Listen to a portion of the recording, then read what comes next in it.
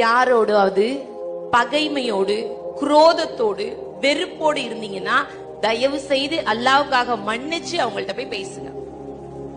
கோவத்தோடு, பகைமையோடு, பொறாமையோடு, வெறுப்போடு, காழ்ப்புணர்ச்சியோடு தயவு செய்து ரமலானை அடையாதீங்க. ரமலான் மன்னிப்பை பெற்று தரக்கூடிய மாதம். ரமலான் அப்படிங்கிறது அல்லாஹ்விடத்துல நன்மையை பெற்று தரக்கூடிய மாதம். இஹ்லாஸ் இருக்கணும்னு நான் ஆசைப்பட்டேன்னா யாரை பற்றிய பொறாமையும் வெறுப்பும் காழ்ப்புணர்ச்சியும் என்னுடைய கல்வில இருக்கக்கூடாது. இன்னைக்கு நிறைய பிரச்சனை என்னன்னா, ஏன் சண்டை போட்டோன்னே தெரியாம சண்டை. ஏமா அவங்களோட சண்டை போட்டீங்க, எவ்வளவு நாள் ஆச்சு பேசாம, அது ஆச்சு 5 வருஷம். சரி, எதுக்கு சண்டை போட்டீங்க அது தெரியாது எனக்கு, ஆனா சண்டை.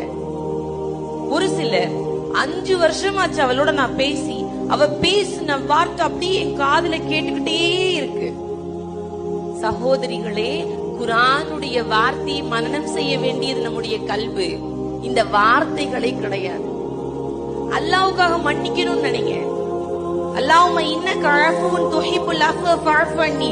இறைவா, நீ மன்னிக்க கூடியவன், மன்னிப்பதை விரும்புகிறாய், என்னை நீ மன்னின்னு நான் அல்லாஹ்ட்ட கேட்டேன்னா யோசிச்சு பாருங்க. அல்லாஹ் நம்மள கேக்குற மாதிரி, நீ யார மன்னிச்ச, உன்னைய நான் மன்னிக்கன்னு கேட்டா எப்படி அல்லாஹ்ட்ட மன்னிப்பை கேட்பான்? Download ShareChat.